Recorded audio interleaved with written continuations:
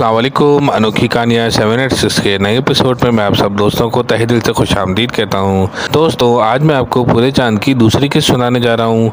Driver नदी से पानी लेने के लिए चला गया। इसके जाते ही गुलनास ने फ़ौरन गाड़ी के दरवाजे बंद कर दिए। अभी 10 से 12 मिनट ही हुए होंगे कि अचानक बहुत तेज़ बारिश शुरू हो गई और बिजली भी कड़कना शुरू हो गई। आसपास के माहौल में हद से ज़्यादा अंधेरा फैल गया।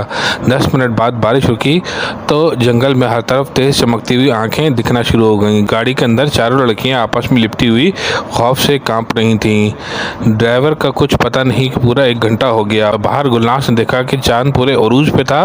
फिर गुलनास ने क्या देखा कि एक पहाड़ी के ऊंचे टीले पर एक शेर से भी बड़ा भेड़िया आया और अपने खास और मखसूस आवाज़ में बोलने लगा। अचानक गाड़ी का दरवाज़ा ज़ोर ज़ोर से बजने लगा। देखा तो ड्राइवर था जो बहुत ही ज़ख्मी हालत में था।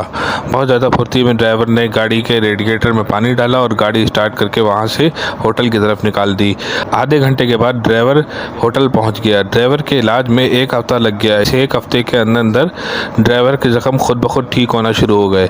दोस्तों, ये थी पूरे चांद की दूसरी किस्त। अगर आपको ये एपिसोड अच्छी लगे तो उसको शेयर कीजिए, इसको लाइक कीजिए और मेरे चैनल अनोखी कहानियाँ 786 को सब्सक्राइब कीजिए। अस्सलाम वालेकुम।